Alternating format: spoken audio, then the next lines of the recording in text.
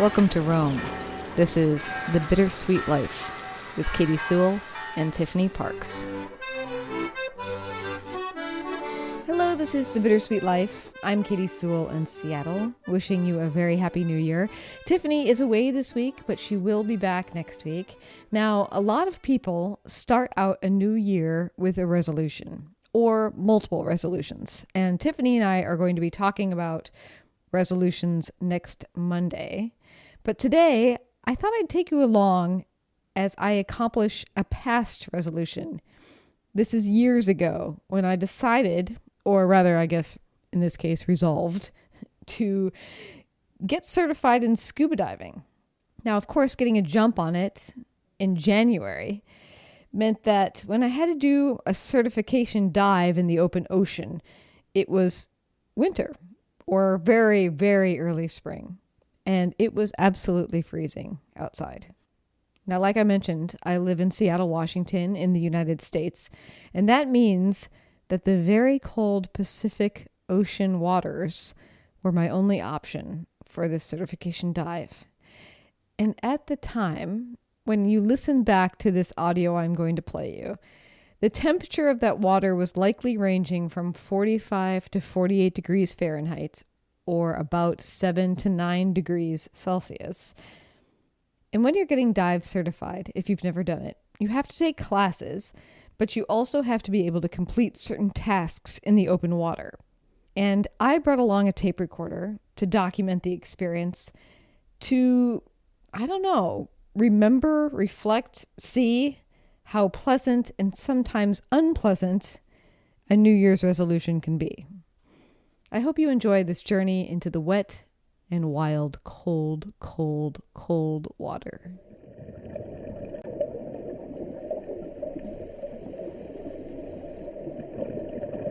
Testing, 1, 2. Are you recording? Hello? So here I am at Mukilteo. It's about 8 in the morning on Saturday. About to do my first dive. On the way up here, there is literally snow on the ground. I'm not even kidding. It's not like the indication of snow, it's actually snow. And we're about to get in the ocean. I'm here putting on my wetsuit. Slight feeling of trepidation, I must admit. Hoping I remember I know what I'm doing and that I don't freeze my butt off while I'm out there. But here goes nothing. First dive in the ocean. Yikes!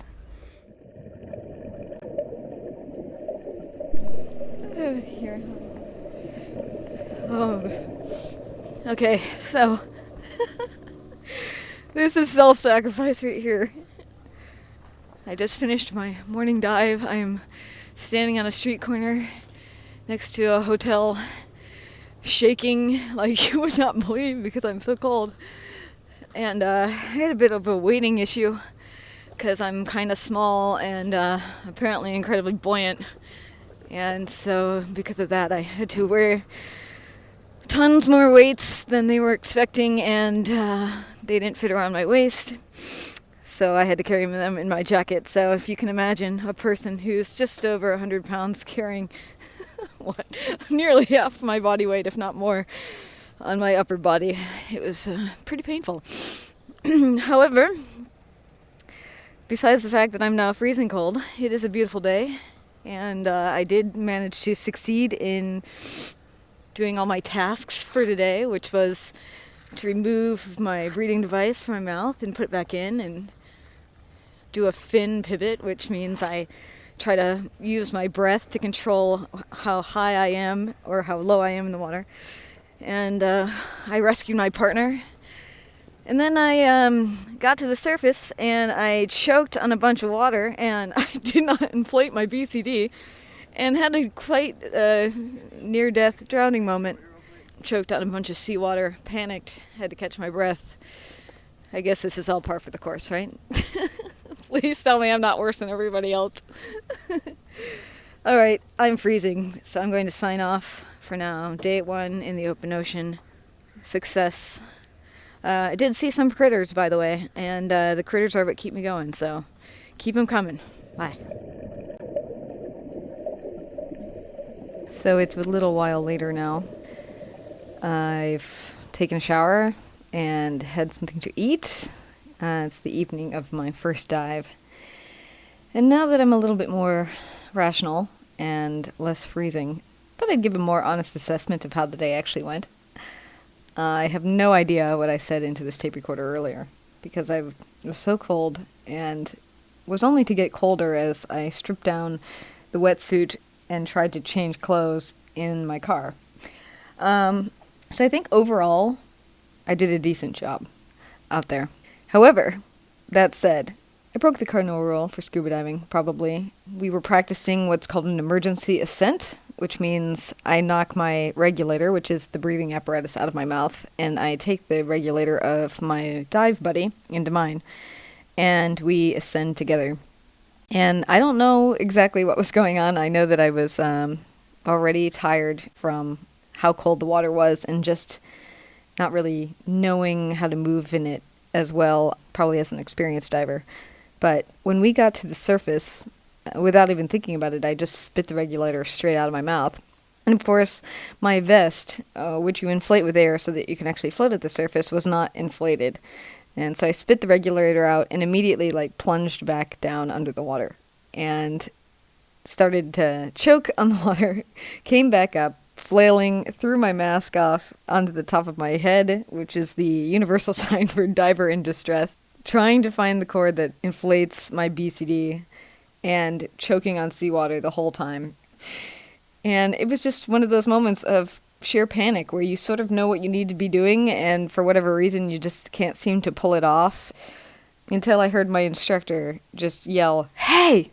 And I can't remember if he said something like pull it together or something even more crass probably and more abrupt, but after that it sort of snapped me out of the panic and I was able to inflate my vest.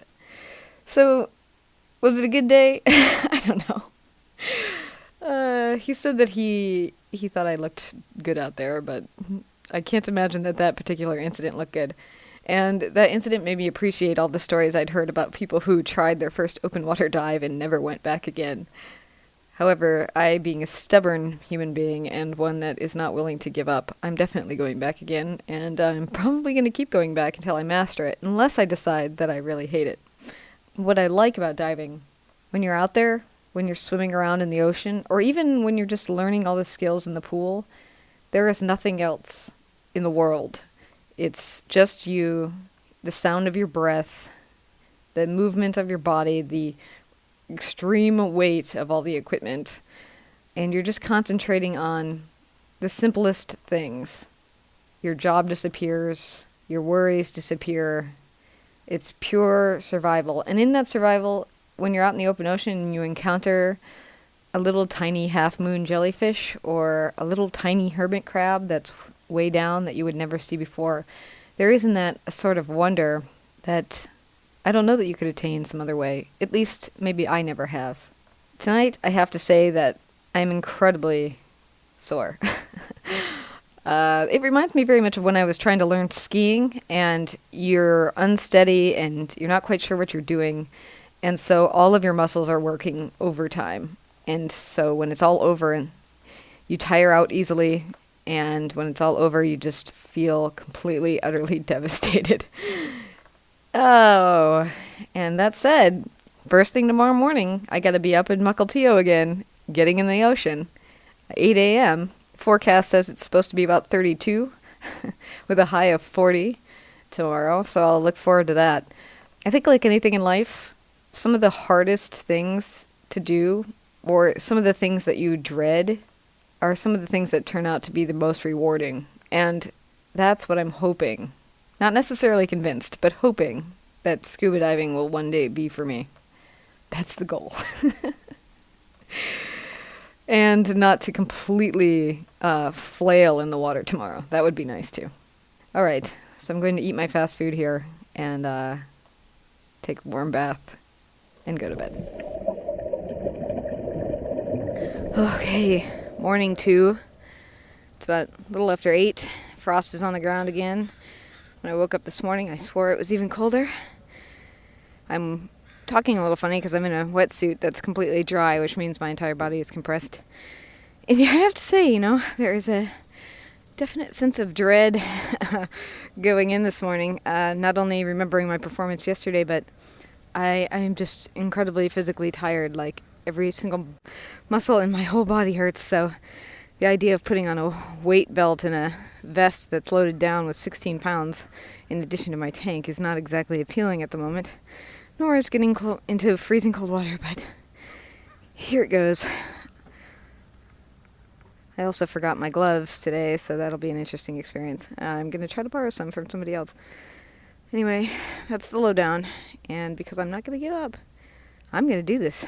I am going to get this done. All right, see you on the other side.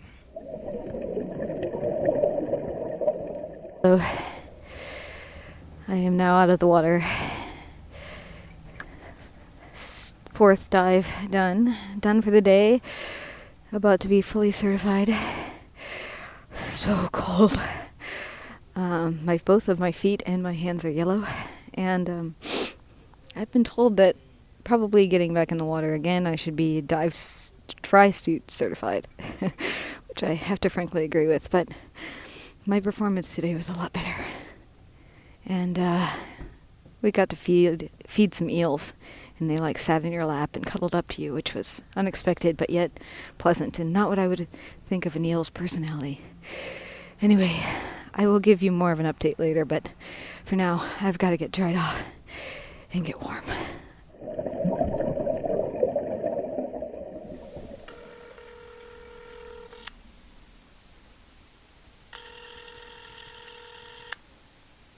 Hi, this is Azul. Thanks for calling. Leave a message and we'll call you back as soon as we can. Hello, it's Katy calling. I made it. I'm home. I'm alive. I'm certified. Yay!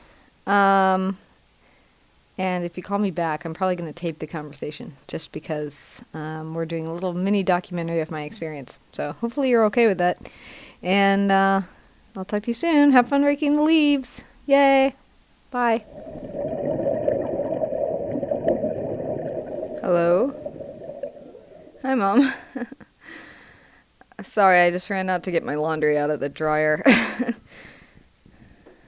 I'm putting you on speaker, Dad, and I'm taping this conversation just in case we use part of it in our documentary about me learning to scuba dive. That's cute. Yeah, well... I'm so glad you made it. I know. I'm glad I made it. Ugh, I am exhausted. Tell a little bit about what you actually had to do. You have to do 4 dives to be able to graduate. On each one of those dives, you have to do different skills to prove that you can keep yourself alive underwater. So it's things like, one of the easiest ones is you flood your face mask and then you clear it back out again. Some of the harder ones are where you have to do emergency ascents. You take one last breath and then you have to swim for the top as fast as you can without air. Oh. And that was hell. I have to admit I snuck a breath because I was about to die, but... How far down are you? I don't know, maybe 30 feet? Okay. Are they trying to kill you, Kate? Well, they technically leave your air on for that exercise, so that, and like I admitted, I actually did take a breath, but that one sucks. I think you need more intake of calories to do this kind of thing. You usually keep your energy up. Well, you should have seen the English breakfast I had afterwards. Well, it's exhausting. 3 scrambled eggs, ham, 4 pieces of bacon, and baked beans. Okay. Well, I'm glad you did, actually. I know. You can get weak and lightheaded and not think straight. It is pretty tiring. But we did see some fun things down there to make it worthwhile. My next question was, what did you see? We saw a giant Pacific octopus today. He was all... What was where was he? They have some PVC piping dropped down under the ocean that makes little dens, and he was in there. They said he was a small one, but he looked big, but they can get to be like 12 feet wide, so... Was he kind of pink? Yeah, reddish. Around here, kind of reddish color. Yeah, he was all tucked up real tight in there, so we got to see him breathing, but... And we, the guy that swam with me, the dive instructor, he brought some shrimp in a bag, and so we beckoned these eels out of their dens, and they came and ate shrimp out of our hands, and that was fun. One of them I don't know if he had met him before or something like that, but he just sort of cuddled up. It was almost like watching a house cat climb into somebody's lap. But it was really fun to come that close to him, so. Yeah, I don't think of it as an eel. I don't know. Well, perhaps you need to reshape your thinking on eels. I guess so. I've had a bad rap. Yes, I guess so. No, I'm so glad it's over with. I get certified. Yep. You did? Yeah. In fact, my instructor even said I did a really good job out there. I guess that's a good sign. Don't try to save anybody else or anything. For heaven forbid. Like one step away from a panic at this point. I definitely need to do more practicing. I'm going to go out again. I liked it enough. It's interesting. Yeah. Okay, well, we gotta take off. Yeah, I know. All right. Love you. Have fun tonight. Glad you made it. Go to bed. Oh, I will. Believe you me. Okay. Talk to you soon. Okay. Bye. Love you. Bye.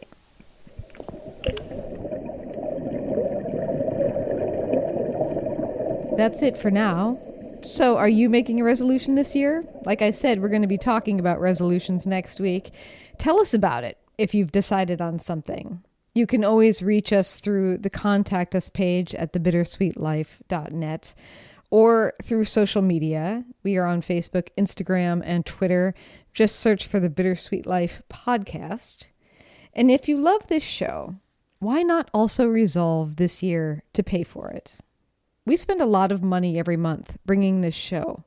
And in January, all of the big year-long bills come due. And don't assume that other listeners will ensure that this show continues. We need you. You, the person who has the means to throw some money into the pot. If you have the means, visit thebittersweetlife.net right now and click on the donate buttons. Help us afford the bills for 2022. We need you, especially if you've never donated before. Become a part of the Bittersweet Life family. You'll receive a handwritten note of thanks from us. And more than that, you will have paid it forward and kept this show going so that new people who have yet to find it, will have a chance in the year to come. The last 2 years have been very financially difficult for many of us.